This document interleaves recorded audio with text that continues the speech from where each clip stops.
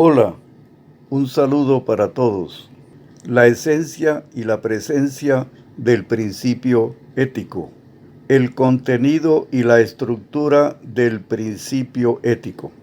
La expresión principio ético es de carácter genérico y comprende tantos valores y principios cuantos caben en la ética y la moral. Les habla Juan José Bocaranda Espinosa.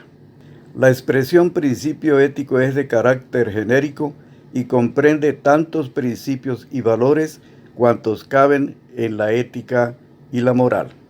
Esta constelación de principios y valores se dinamiza para ejercer sus funciones de orientación y reorientación sobre las actuaciones del Estado y sobre el cuerpo normativo. El principio ético incluye los valores superiores: vida, justicia, bien común, solidaridad, igualdad, etc. Incluye también algunos presupuestos necesarios de las actuaciones del Estado, como la fidelidad al juramento de lealtad al Estado y la prudencia en el decir y en el obrar, etc.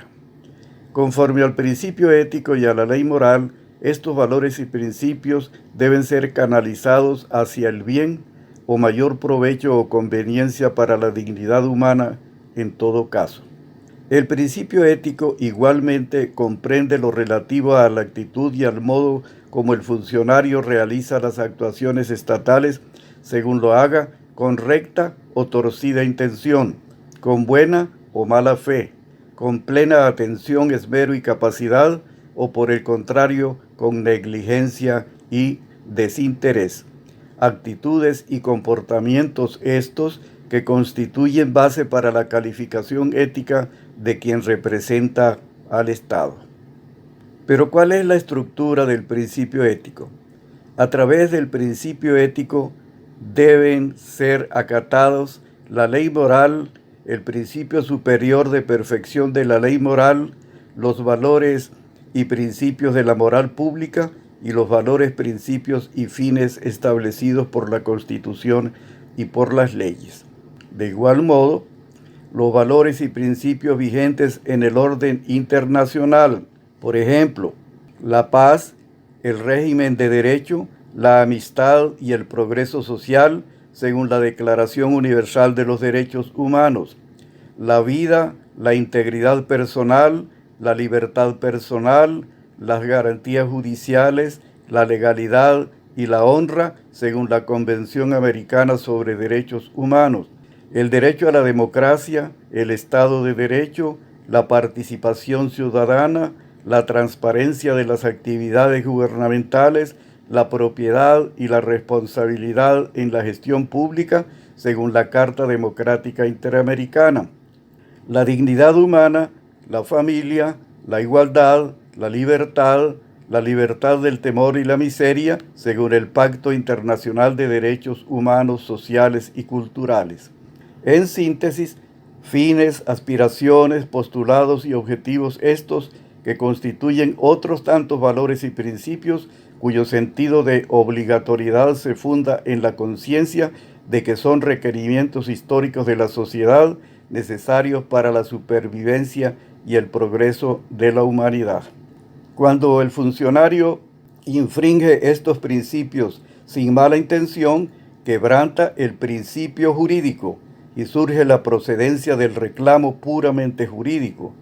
Pero cuando los irrespeta o desvía con torcidas intenciones, viola el principio ético y surge como procedente el reclamo de naturaleza moral, pues se trata en este caso de un acto estatal carente de rectitud ética.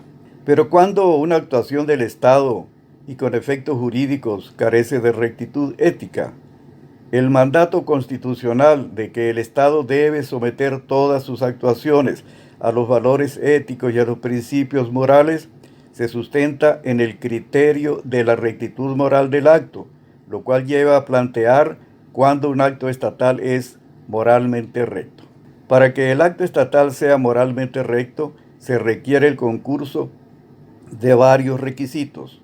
Primer requisito de la rectitud del acto estatal: que el funcionario lo realice sujetándose a la ley moral, lo cual implica la necesidad de someterse al principio superior de perfección, que impone el deber moral de realizar siempre el bien y de evitar siempre el mal, como condición de perfeccionamiento del Estado y del propio funcionario en cuanto tal. Segundo requisito de la rectitud del acto estatal: que el funcionario tome en cuenta las relaciones existentes entre él como sujeto moralmente responsable y los elementos morales. Esto determina la necesidad moral de relacionar la objetividad del acto con los fines que se persiguen y con las circunstancias que lo rodean. Tercer requisito de la rectitud del acto estatal: que el funcionario conjugue las verdades ontológica, lógica y moral.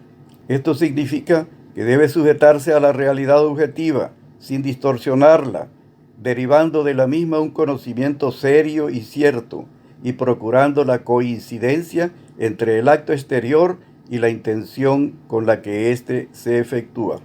Cuarto requisito de la rectitud del acto: que el funcionario nutra la verdad moral con recta intención, prudencia, ponderación, miras a la justicia y al bien común dentro del marco de la Constitución y de las leyes, previendo siempre las consecuencias.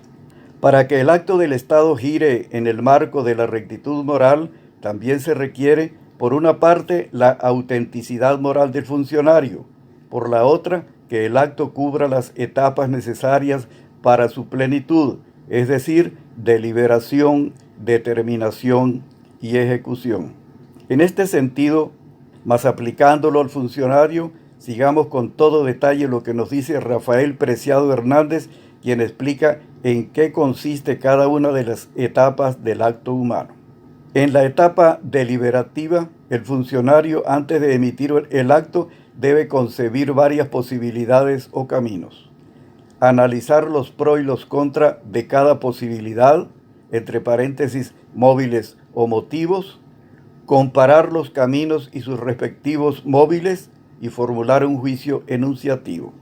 En la etapa determinativa, el funcionario adopta en su fuero interno una decisión al escoger alguno de los caminos propuestos, después de tener en cuenta cuáles serán las consecuencias del acto. Finalmente, la etapa de ejecución.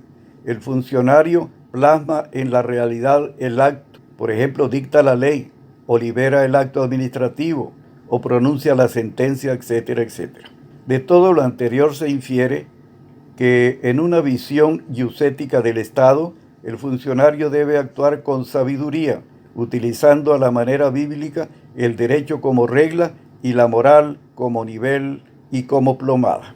Sin embargo, ¿de qué vale que el derecho pretenda aplicarse a la realidad, tomando en cuenta los ingredientes sociales, políticos, culturales, económicos y psicológicos, con el fin de favorecer el desarrollo pleno de la personalidad de cada individuo, si dentro de esa plenitud no se toma en cuenta como factor fundamental el aporte del principio ético como conductor firme del funcionario? Un derecho minusválido carece de la fortaleza indispensable para conjugar esos ingredientes, porque ¿cómo valorarlos y con cuáles criterios conjugarlos si no se toma en cuenta el principio ético como principio rector? Y esto es todo por hoy, apreciados amigos. Hasta la próxima, si Dios quiere. Muchas gracias por su amable atención.